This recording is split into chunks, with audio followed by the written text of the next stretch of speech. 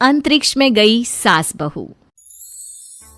Mummy, आप इतनी अच्छी एस्ट्रोनॉट हो, फिर ये अर्ली रिटायरमेंट क्यों? क्योंकि बचपन से मेरा बस एक ही सपना था, जिसके लिए मैंने लाइफ में बहुत कुछ खोया और छोड़ा।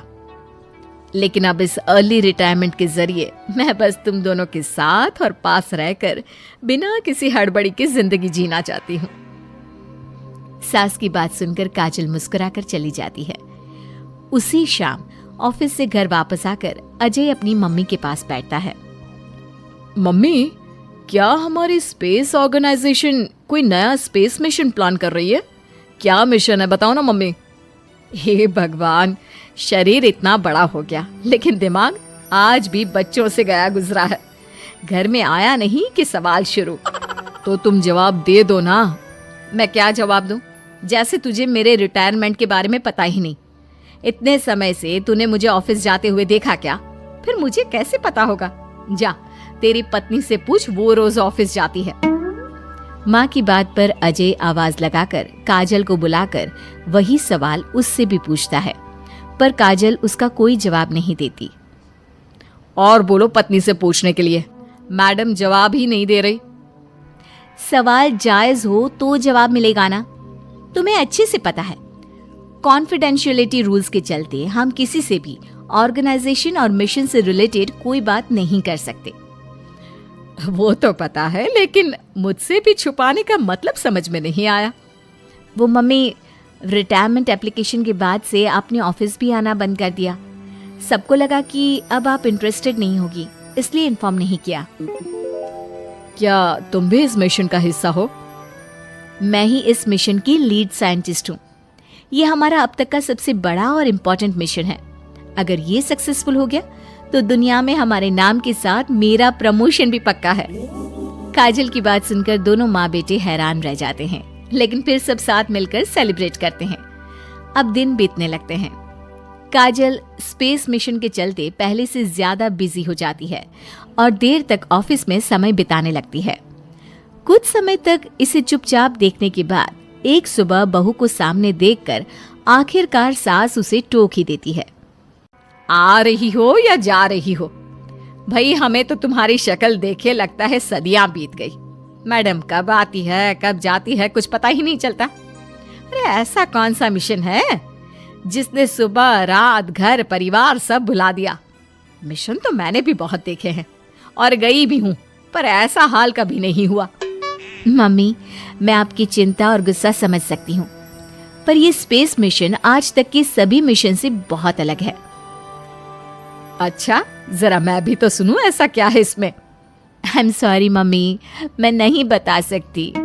भूलो मत, मैंने रिटायरमेंट अप्लाई किया है, लेकिन रिटायर होने में अभी 7 महीने बाकी है, जिसके हिसाब से मैं आज भी ऑर्गेनाइजेशन का हिस्सा हूँ। तो मुझे बताकर तुम कोई रूल नहीं तोड़ रही। मुझे सब याद है मम्मी, और मुझे ये भी पता है कि अगर आप साथ दें तो मिशन के लिए बहुत बड़ी मदद साबित होगी। पर सीनियर्स ने रूल बनाया है कि इस मिशन की इंफॉर्मेशन सिर्फ उन्हीं के पास होगी जो इसका पार्ट है, और मुझे तो उन्होंने खास अपने पास बुलाकर ये समझाया था। बहू की बात सुनकर सास सोच में पड़ जाती है और अगले दिन खुद भी ऑफिस पहुंच जाती है। ओहो, क्या बात है मैडम, रिटायरमेंट के एप्लीकेशन के बाद तो आपने दर्शन देने भी बंद कर दिए। अरे सर, अगर ईद का चांद रोज निकला करता तो क्या उसका स्वागत इतने जश्न से होता? इस पर सीनियर भी हंसने लगते हैं और दोनों कैबिन में जाकर बैठ जाते हैं, जहां सास बातों बातों में नए स्पेस मिशन के बारे में पूछती हैं। वो उन्हें मिशन के बारे में सब कुछ बताकर तुरंत एक इमरजेंसी मीटिंग बुला लेते हैं, जिसमें साइंटिस्ट की टीम और काजल के साथ एस्ट्रोनॉट्स की पूरी टीम भी होती है। तो ये है हमारी टीम, जो सब कुछ भूल कर दिन रात इसी मिशन पर काम कर रही है। अगर आप भी हमें ज्वाइन कर ले तो सोने पर सुहागा हो जाएगा। अगर आप मुझे टीम में चाहते थे तो पहले कांटेक्ट क्यों नहीं किया? आपने स्पेस में ना जाने के फैसले के साथ डेस्क जॉब का भी इनकार कर दिया और अर्ली रिटायरमेंट के लिए अप्लाई कर दिया, और फिर पिछले 1 महीने में किसी के साथ कोई कांटेक्ट भी नहीं हुआ। इसलिए हमने सोचा शायद अब आप ब्रेक लेकर इस सब से दूर रहना चाहती हो। और इसीलिए किसी ने आपको परेशान करना सही नहीं समझा। बात तो आपकी सही है, फिर भी एक सुझाव देना चाहूंगी। ये जो आप कर रहे हो ना, ये मिशन नहीं, साफ सुसाइड है। एक साथ इतने सारे लोगों को स्पेस में 6 महीने रहने के लिए भेजना आसान काम नहीं है, और ये बात मुझे आपको समझाने की जरूरत नहीं होनी चाहिए। हमें सारे कॉन्सिक्वेंसेस, स्पेस नेचर, मिशन की मुश्किल सबका पता है, और ऐसा करने वाले हम पहले नहीं हैं, इसलिए ये भी साबित है कि काम हो सकता है। आप सिर्फ एक एक्सपेरिमेंट के लिए इतने सारे लोगों की जान और मेहनत को दांव पर लगाना चाहते हो, जिसमें सक्सेस रेट भी मुश्किल से 1% है। बहुत देर तक इन्हीं सब बातों पर बहस चलने और काजल की सास उर्फ ऑर्गेनाइजेशन की सबसे एक्सपीरियंस्ड एस्ट्रोनॉट को बहुत देर समझाने के बाद भी जब वो राजी नहीं होती, तो ऑर्गेनाइजेशन के सीनियर्स को उन्हें घर वापस भेजना पड़ता है। लेकिन उसी के बाद से न चाहते हुए भी सास मिशन के बारे में सोचना बंद नहीं कर पाती। इसी तरह 1 हफ्ता बीत जाता है। माँ, जब घर में बैठकर भी मिशन के बारे में ही सोचना है, तो इससे अच्छा है कि वहां जाकर इस सोच के जरिए उनकी मदद ही कर दो। उन्हें ऑफिस में नहीं, स्पेस में जाने के लिए मेरी जरूरत है। वो चाहते हैं कि मैं हेड एस्ट्रोनॉट बनकर बाकी सबके साथ स्पेस में जाऊं।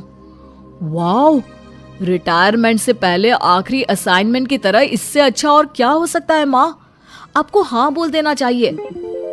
उस टीम में एक मेंबर काजल भी है।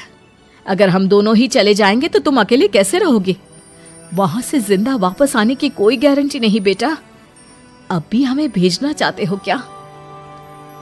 जिस दिन से आपको पहली बार स्पेस में जाते देखा है, तभी से ये डर और पॉजिटिविटी दोनों साथ लेकर जीना सीख गया हूं।